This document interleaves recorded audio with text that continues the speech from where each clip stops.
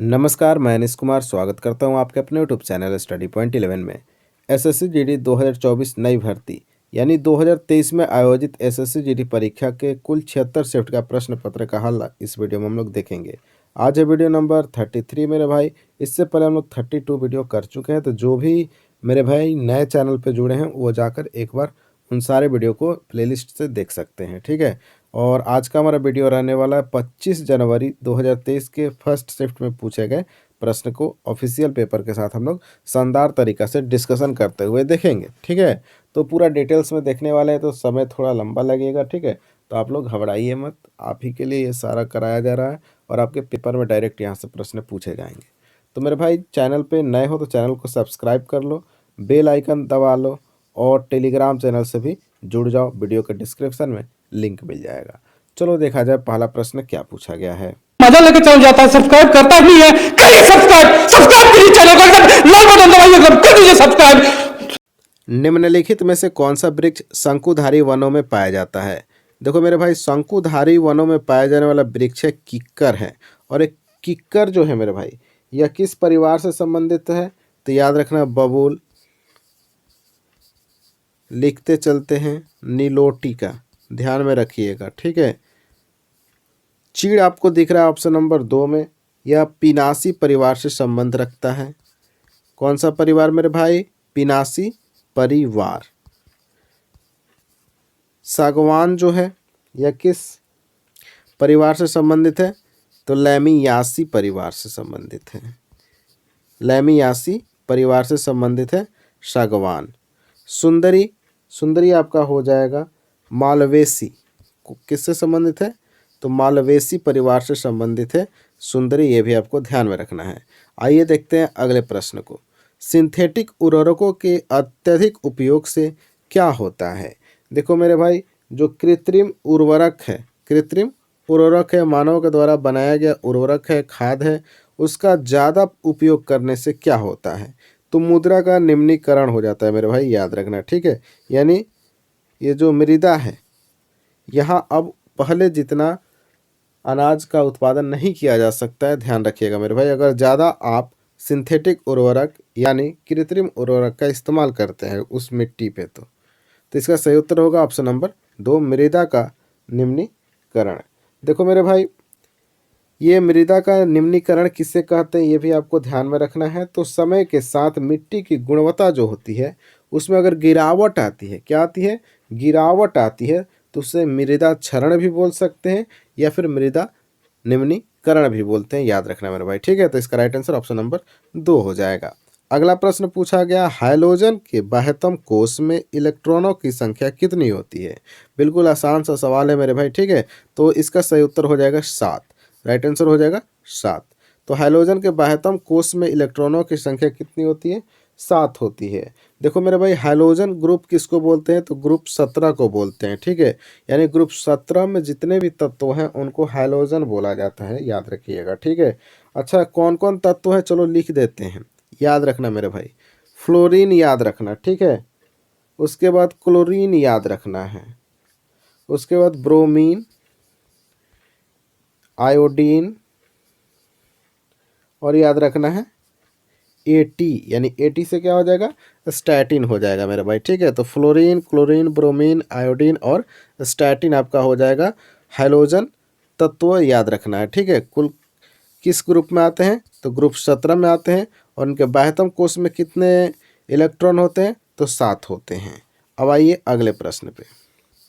भारत की 8वीं पंचवर्षीय योजना के कारण विलंबित हुई थी, इसके बारे में हम डिस्कशन नहीं करने वाले। आप लोग के लिए एक सेपरेट वीडियो बनाया गया अंकित भाटी सर के किताब से, बिल्कुल उसमें यह प्रश्न लिखा गया है, तो हम उसको डिस्कस कर चुके हैं मेरे भाई, ठीक है। और बहुत बढ़िया वीडियो है, अगर आप उसको देखते हैं तो पंचवर्षीय योजना से आपके एसएससी जीडी में लगातार सवाल पूछे गए हैं, तो आपको बहुत ज़्यादा मदद मिलने वाला है एग्जाम के समय में। तो भारत की 8वीं पंचवर्षीय योजना के कारण थे, केंद्र में राजनीतिक अनिश्चितता के कारण यह विलंबित हो गया था 8वीं पंचवर्षीय योजना मेरे भाई, केंद्र में राजनीतिक अनिश्चितता के कारण। आइए देखते हैं अगले प्रश्न को। स्वतंत्रतात्तर अवधि में यानी स्वतंत्रता के समय जब स्वतंत्र हुआ भारत, 1952 में भारत के लिए पहला व्यक्तिगत ओलंपिक पदक किसने जीता? यानी स्वतंत्रता के बाद, आज़ादी मिलने के बाद 1952 में भारत के लिए पहला व्यक्तिगत ओलंपिक पदक किसने जीता? इसमें व्यक्तिगत ओलंपिक पदक मतलब होता है केवल उस खेल में एक आदमी शामिल हो, ठीक है, और कोई भी पदक जीत लिया हो पहली बार, तो वो थे खसाबा जाधव मेरे भाई, ठीक है। कौन थे? खसाबा जाधव, याद रखना, ठीक है। इसका राइट आंसर क्या हो जाएगा? खसाबा जाधव। थोड़ा सा इनके बारे में बता देते हैं, पेपर में सवाल पूछा जाता है। यह एक पहलवान थे। क्या थे मेरे भाई? पहलवान थे। और ग्रीष्मकालीन ओलंपिक में 1952 में इन्होंने पदक जीता। कौन सा पदक था? तो कांस्य पदक था मेरे भाई। कौन सा पदक जीता था इन्होंने? कांस्य पदक जीता था। कहाँ यह ओलंपिक हुआ था? ग्रीष्मकालीन ओलंपिक 1952, तो फिनलैंड के हेलसिंकी में इसका आयोजन किया गया था, जहाँ पे खसाबा जाधव ने पहलवानी में कांस्य पदक व्यक्तिगत रूप से भारत के लिए जीता था मेरे भाई, याद रखना, ठीक है। आपको मिल्खा सिंह दिख रहे हैं ऑप्शन में। मिल्खा सिंह धावक हो जाएंगे, कपिल देव क्रिकेटर हो जाएंगे, और कर्णम मल्लेश्वरी आपकी भारोत्तोलक हो जाएंगी। आइए देखते हैं अगले प्रश्न को। में रहने वाली भील जनजाति उत्तर और दक्कन के बीच पहाड़ी दर्रों को नियंत्रित करती है। तो देखो मेरे भाई, इसका सही उत्तर होगा पश्चिमी घाट। यानी पश्चिमी घाट में रहने वाले जो भील जनजाति हैं, उत्तर दक्कन और के बीच की पहाड़ी धारों को, जो दर्रे हैं वहाँ को नियंत्रित करते हैं। कौन? तो मेरे भाई भील जनजाति। कहाँ? तो पश्चिम घाट पे, याद रखना। तो इसका राइट आंसर होगा पश्चिमी घाट। आइए देखते हैं अगले सवाल को। अगला सवाल पूछा गया है, शुरुआत में ही रिक्त स्थान दिया। योजना का उद्देश्य परलैंगिक व्यक्तियों के कल्याण हेतु व्यापक पुनर्वास के उपाय प्रदान करना है। यानी कि इनमें से कौन सा योजना है, स्कीम है, जिसका उद्देश्य परलैंगिक व्यक्तियों के कल्याण हेतु व्यापक पुनर्वास के उपाय प्रदान करना है? तो इसका सही उत्तर होगा support for marginalised individuals for livelihood and enterprises, याद रखना मेरे भाई, ठीक है। अगला प्रश्न देखते हैं। शीतकालीन वर्षा की कुल मात्रा को दिए गए स्थानीय नाम की पहचान करें। तो मेरे भाई इसका तो सही उत्तर होगा महावत होगा। आपके एमटीएस में भी यह प्रश्न पूछा गया, जब मैं प्रीवियस ईयर क्वेश्चन करा रहा था तो 3 से 4 बार यह प्रश्न रिपीट हुआ था। तो महावत बोलते हैं शीतकालीन वर्षा की कुल मात्रा को स्थानीय नाम के रूप में महावत बोला जाता है मेरे भाई, याद रखना, ठीक है। लू तो हमारे उत्तर भारत में गर्मी के मौसम में जो हवा चलता है उसको बोलते हैं। काल बैसाखी आपके पश्चिम बंगाल में बोलते हैं, जिसमें बहुत ज़्यादा बादल की गरज होती है और बारिश होती है, उसको काल बैसाखी बोला जाता है। कहाँ पे बोला जाता है? तो पश्चिम बंगाल में बोला जाता है। ये सारे फैक्ट हम पिछले वीडियो में डिस्कस कर चुके हैं। अगला है, थोड़ा सा इसको जूम करते हैं। भारत के संविधान का निम्नलिखित में से कौन सा अनुच्छेद यह कहता है कि भारत के लिए महान्यायवादी की नियुक्ति राष्ट्रपति द्वारा किया जाएगा? तो यह आर्टिकल 76 यानी 76 नंबर अनुच्छेद में बताया गया है कि महान्यायवादी की नियुक्ति राष्ट्रपति के द्वारा किया जाएगा, ठीक है, याद रखिएगा। और वैसे भी आपको यह याद भी होगा मेरे भाई, ठीक है। अटॉर्नी जनरल जिसको बोलते हैं महान्यायवादी, ये आपको ध्यान में रखना है। कभी कभी आपको अटॉर्नी जनरल लिखा हुआ मिलेगा एग्जाम में।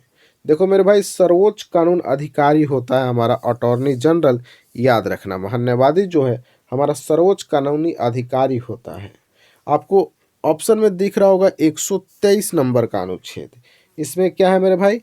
तो राष्ट्रपति का अध्यादेश है मेरे भाई, ठीक है। राष्ट्रपति का अध्यादेश है आर्टिकल 1, 2, 3 में। और 115 यानी 115 में क्या दिया गया? तो राज्यसभा की संरचना के बारे में बताया गया अनुच्छेद 115 में। अब आइए देखते हैं अगले प्रश्न को। निम्नलिखित में से किस नृत्य का संबंध छत्तीसगढ़ से नहीं है? पंडवानी, पंथी और सैला, ये तीनों के तीनों छत्तीसगढ़ के नृत्य है मेरे भाई, याद रखना। पंडवानी, पंथी और सैला। ये जो भगोरिया आपको ऑप्शन में दिख रहा है, भगोरिया जो है छत्तीसगढ़ का नृत्य नहीं है मेरे भाई, याद रखना, ठीक है। अच्छा, ये कहाँ का नृत्य है? तो मध्य प्रदेश का नाम सुने हैं आप लोग, एमपी। यहाँ का नृत्य है भगोरिया। जब नाम सुन लिए हैं तो यहाँ के मुख्यमंत्री का नाम बताइए कमेंट में, और यहाँ अभी वर्तमान में गवर्नर कौन है, राज्यपाल कौन है, फटाफट कमेंट बॉक्स में छापिए। मध्य प्रदेश से रिलेटेड ये आपका होमवर्क है, आप लोग कमेंट बॉक्स में बताइएगा। तो भगोरिया कहाँ का नृत्य है, मध्य प्रदेश का। पंडवानी पंथी सैला छत्तीसगढ़ का। अगला देखते हैं। 2018 में कुचिपुड़ी में संगीत नाटक अकादमी पुरस्कार किसने जीता। 2018 में जो कुचिपुड़ी के क्षेत्र में संगीत नाटक अकादमी दिया गया था वो दिया गया था पुसुमूर्ति, यहाँ क्या लिखा गया है, रामलिंग शास्त्री। पुसुमूर्ति रामलिंग शास्त्री को मेरे भाई कुचिपुड़ी नृत्य में संगीत नाटक अकादमी पुरस्कार 2018 दिया गया, याद रहेगा। और इस प्रकार के सवाल संगीत नाटक अकादमी से किसी भी वर्ष का सवाल पूछा जा सकता है, तो इसके लिए आपको तैयार रहना है, इसलिए आप प्रैक्टिस करते रहे मेरे भाई, ठीक है। हम वीडियो भी लेके आने वाले हैं, नृत्य का पूरा डिटेल्स वीडियो होगा। आप लोग देखते नहीं हैं डिटेल वीडियो को, आप लोग देखते नहीं हैं, और आप लोग चाहते हैं केवल हम MCQ लगाते रहें, ऐसा नहीं सिलेक्शन होता है, ठीक है। तो आपको डिटेल्स वीडियो भी देखना होगा। बिल्कुल परीक्षा के पॉइंट से तैयार कराएगा वो किताब है, जिसको हम काफ़ी अच्छा से, इसीलिए एक एक टॉपिक करा रहे हैं, तो एक ही बार में 5 घंटा 10 घंटा का वीडियो कर देते हैं। पूरा वीडियो, उस वीडियो में पूरा किताब आ जाता है मेरे भाई, लेकिन आप लोग देख नहीं पाते हैं। इसलिए हम छोटा छोटा वीडियो बना रहे हैं कि आप लोग जब भी टाइम मिले, खेल रहे हैं, कूद रहे हैं, बाहर कोई काम से गए हैं, आराम से मोबाइल निकालिए, ईयरफोन लगाइए और उस वीडियो को देखा कीजिए, ठीक है। तो मेरे भाई इसका सही उत्तर होगा रामलिंग शास्त्री को कुचिपुड़ी में संगीत नाटक अकादमी पुरस्कार दिया गया। कुचिपुड़ी किस राज्य का है, तो आंध्र प्रदेश का नृत्य है, याद रखना है। आइए देखते हैं अगले प्रश्न को। भारतीय संविधान में कितनी अनुसूचियां हैं, बिल्कुल आसान प्रश्न, इसके बारे में हम लोग डिटेल्स में चर्चा कर चुके हैं कि 12 कुल अनुसूचियां हैं। भाग पूछे तो जब संविधान लागू हुआ था तो 22 था, और वर्तमान में 25 भाग हो गया है। अनुच्छेद भी आपसे पूछा जा सकता है, तो 395 था जब हमारा संविधान लागू हुआ था, और अब बढ़ के 448 के करीब में हो गया है। आइए देखते हैं अगले प्रश्न को। फुटबॉल के खेल में गोल पोस्ट के बीच की दूरी होती है, जबकि क्रॉस बार के निचले किनारे से मैदान तक की दूरी होती है। अब जो भी फुटबॉल खेलते हैं तो उनको तो याद रहना चाहिए 60.32 मीटर, 7.32 मीटर जो है गोल पोस्ट के बीच की दूरी होती है, जबकि 2.44 मीटर जो है क्रॉस बार के निचले किनारे से मैदान तक की दूरी होती है, 2.44 मीटर, याद रखिएगा, ठीक है। इसमें क्या ही डिस्कस करना है, ये तो आपको नंबर बस याद रखना है। आइए अगले प्रश्न पे। गोची उत्सव मुख्य रूप से भारत के निम्नलिखित किस राज्य में मनाया जाता है। उत्सव का मैं भी वीडियो कराऊंगा और उसमें से ही प्रश्न आएगा, तो इसलिए थोड़ा सा आप लोग वेट करेंगे उत्सव वाला। जहाँ से भी आपको पढ़ना है पढ़िए, कोई दिक्कत नहीं है, लेकिन जो हम वीडियो करा रहे हैं आपको डायरेक्ट एग्जाम वाला वीडियो करा रहे हैं, जहाँ से प्रश्न आपके पेपर में देखने को मिलता है, क्योंकि हम एक एक प्रश्न देख रहे हैं प्रीवियस ईयर क्वेश्चन का किस टॉपिक से पूछा है। अब तक हम लोग जनगणना और पंचवर्षीय योजना के 2 महत्वपूर्ण टॉपिक कर चुके हैं, जहाँ से पेपर में प्रश्न पूछना फिक्स है मेरे भाई, ठीक है। फिक्स मानो कि यहाँ से प्रश्न पूछा जाएगा और उसी वीडियो से पूछा जाएगा, ये भी हम लिख के दे रहे हैं, तो उस वीडियो को मिस नहीं करना है। तो गोची उत्सव मनाया जाता है हिमाचल प्रदेश में मेरे भाई। कहाँ मनाया जाता है, हिमाचल प्रदेश में गोची उत्सव मनाया जाता है, ठीक है। अब आओ थोड़ा सा ऑप्शन पे चलते हैं। ऑप्शन में दिख रहा है असम। असम में कौन सा त्यौहार मनाया जाता है मेरे भाई, असम में त्यौहार मनाया जाता है बिहू। और बिहू कितने प्रकार के हैं, तो 3 प्रकार के मेरे भाई। एक है रोगाली बिहू, कौन सा बिहू, रोगाली बिहू, बोलते चलो हमारे साथ। दूसरा है बोहाग बिहू, और तीसरा है हमारा कट्टी बिहू। तो ये 3 प्रकार के बिहू उत्सव असम में मनाया जाता है। राजस्थान में पुष्कर ऊंट मेला मनाया जाता है मेरे भाई, पुष्कर ऊंट मेला राजस्थान। मेवाड़ मेला, मेवाड़ महोत्सव जिसको बोलते हैं, ये भी आपका राजस्थान में मनाया जाता है। तमिलनाडु आपका ऑप्शन में एक है, तमिलनाडु में पोंगल मनाया जाता है, ये तो याद होगा, पोंगल ट्रेडिशनल है। और एक याद रखिए जो परीक्षा में पूछा जाएगा, थाई पूसम। थाई पूसम कहाँ का है, तो तमिलनाडु का एक उत्सव है, याद रखना है। अगला प्रश्न पूछा गया, अगस्त 2022 में की गई घोषणा के अनुसार यूनाइटेड किंगडम में भारत के अगले उच्चायुक्त कौन हैं? तो इसका सही उत्तर हो जाएगा विक्रम दोरई स्वामी। इसको थोड़ा आप लोग ध्यान में रखेंगे। अगला प्रश्न है, राष्ट्रीय कृषि ग्रामीण विकास बैंक नाबार्ड पूर्ण रूप से कब स्वामित्व आया और किसके स्वामित्व के अंतर्गत आता है? तो मेरे भाई हो जाएगा भारत सरकार के अंतर्गत यह आता है। नाबार्ड आपको याद रखना है, नाबार्ड का फुल फॉर्म राष्ट्रीय कृषि और ग्रामीण विकास बैंक होता है। नाबार्ड की स्थापना कब की गई? तो 12 जुलाई को, वर्ष याद है आपको, 12 जुलाई 1982 में नाबार्ड की स्थापना की गई। इसका मुख्यालय मुंबई में है, ये भी आपको ध्यान में रखना है। आइए थोड़ा ऑप्शन की तरफ भी चलते हैं। भारतीय रिजर्व बैंक, इसकी स्थापना की अगर बात करें तो 1935 में हुआ था। कहाँ मुख्यालय है? तो मुंबई में इसका मुख्यालय है। भारतीय स्टेट बैंक यानी SBI, इसकी स्थापना 1955 में की गई और इसका मुख्यालय भी मुंबई में है। ये सब आपको याद रखना है मेरे भाई, ठीक है। भारतीय प्रतिभूति और विनिमय बोर्ड, जिसको आप लोग सेबी के नाम से जानते हैं, किसके नाम से जानते हैं? सेबी के नाम से जानते हैं। और इसकी स्थापना मेरे भाई 1988 में किया गया और इसका भी मुख्यालय मुंबई में है। ये फैक्ट आपको याद रखना है। अगला प्रश्न है 17 नंबर, कि सूर्य के प्रकाश को पृथ्वी तक पहुंचने में लगभग कितने मिनट लगते हैं? लगभग में पूछा है तो लगभग 8 मिनट लगते हैं। अगर आपसे एग्जैक्ट पूछा जाए मेरे भाई तो बोलना 8 मिनट 16 सेकंड का समय लगता है सूर्य का प्रकाश पृथ्वी तक पहुंचने में, ठीक। आओ देखते हैं अगले प्रश्न को। वीडियो अगर हेल्पफुल लग रहा है मेरे भाई तो क्यों नहीं आप लोग लाइक करते हो बताओ, और अपने दोस्तों को भी शेयर किया करो, बांटने से बढ़ता है मेरे भाई, ठीक है। तो वीडियो को शेयर भी करना है। खुद अगर नए हो, चैनल पे सब्सक्राइब अभी तक नहीं किए हो तो ये अच्छी बात नहीं है। चैनल को सब्सक्राइब कर लीजिए, बेल आइकन को दबा लीजिए, टेलीग्राम चैनल से जुड़ जाइए, इतना तो आप कर लीजिए। निम्नलिखित 4 में से 3 स्तनपायी के उदाहरण हैं और इस प्रकार एक समूह बनाते हैं। कौन समूह से संबंधित नहीं है? तो ये आपके बायोलॉजी से है। पेंगुइन जो है अलग है, बाकी ये जो प्लेटिपस, फ्लाइंग फॉक्स और कंगारू, ये तीनों के तीनों एक ही समूह में आते हैं मेरे भाई, याद रखना, ठीक है। नेक्स्ट प्रश्न पूछा गया, प्राचीन काल में नदी के दक्षिण क्षेत्र के मगध के नाम से भी जाना जाता है। यानी जो गंगा नदी है मेरे भाई, ऑप्शन में गंगा नदी वहाँ बिल्कुल सेट करेगा। तो गंगा नदी के जो दक्षिण का क्षेत्र है वहाँ मगध के नाम से जाना जाता है। जो मगध है उसका विस्तार हुआ कहाँ?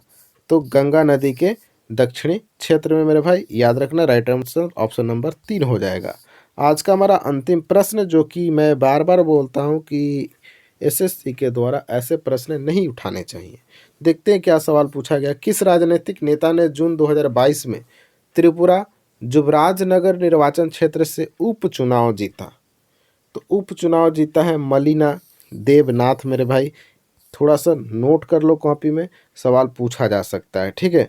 तो 2022 के त्रिपुरा में जुबराजनगर निर्वाचन क्षेत्र से उपचुनाव जीता है मलिना देवनाथ। तो हमारा 20 प्रश्न कंप्लीट होता है। आपको यह वीडियो कैसा लगा ज़रा कमेंट बॉक्स में बता दीजिएगा, ठीक है। और वीडियो को शेयर करते रहेंगे मेरे भाई, ठीक है। इतना आप लोग कीजिए, बाकी तो हम कर ही रहे हैं। मिलते हैं अब नेक्स्ट वीडियो में, तब तक के लिए जय हिंद जय भारत।